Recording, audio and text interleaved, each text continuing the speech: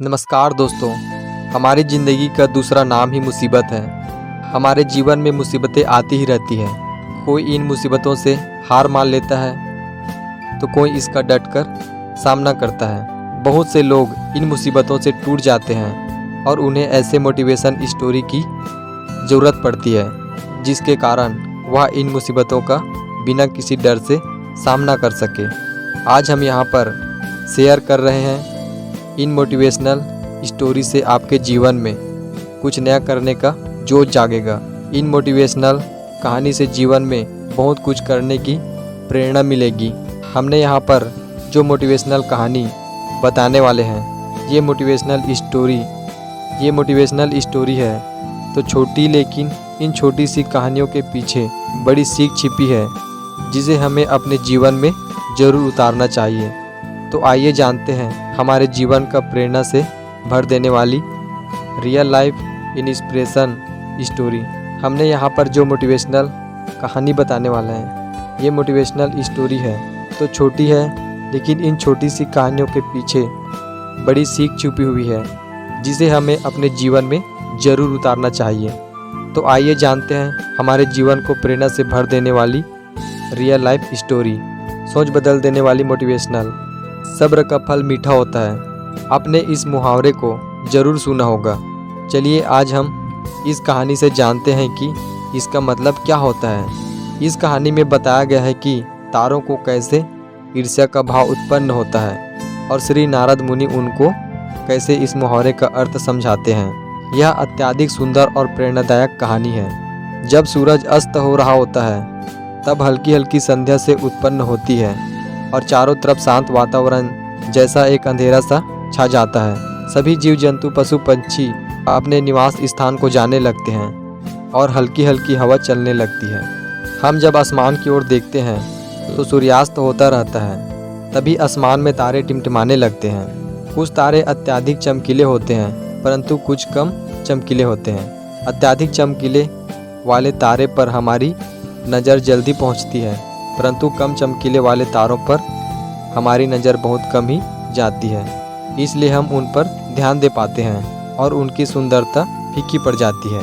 परंतु उन सब में से एक ऐसा तारा होता है जो अधिक चमकीला होता है, जिसके आने से पूरा आसमान जगमगा जाता है। वह इतना सुंदर और चमकीला होता है कि उसके जगमगाते ही लोगों के चेहरे पर खुशी आ जाती है। उसे हम स्वाति नक्षत्र के नाम से जानते हैं।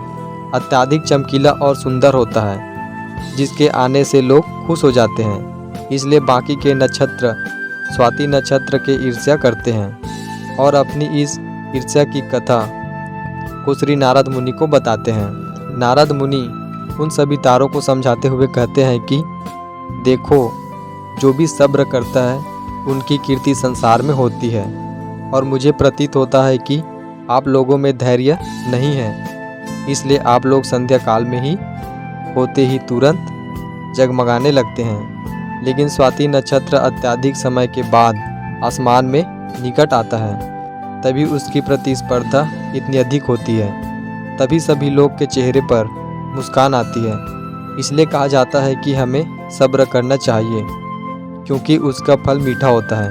यदि तुम देर में आसमान में टिमटिमाते होते तो तुम्हारा भी महत्व होगा और तुम्हें भी लोग अलग नाम से जानेंगे। नारद मुनि द्वारा समझाई गई बात सभी तारों को समझ में आ गई। सब्र का फल मीठा होता है। यह बात हम सब जानते हैं और इसे हम लोगों ने महसूस भी किया है। मैं हमेशा अपने कार्य को पूरा करने के बाद उसके परिणाम के इंतजार में उतावला हो जाता हूँ या फिर अपने आने वाले कार्य को पूरा करने के लिए उतावला हो जाता हूँ, जिससे मेरा आने वाला कार्य बिगड़ जाता है। परंतु मुझे ऐसा नहीं करना चाहिए। मुझे सब्र करना चाहिए उस परिणाम का या उस आने वाले कार्य का, जिससे मैं उस कार्य को अच्छे से समाप्त करूं और उसका परिणाम भी अच्छा हो। हम जानते हैं जल्दी में लगाया हुआ निशाना हमेशा अपने गोल से बाहर जाता है। हमें धैर्यपूर्वक उस निशाने को भेजना चाहिए, तभी हमें जीवन में सफलता मिलेगी।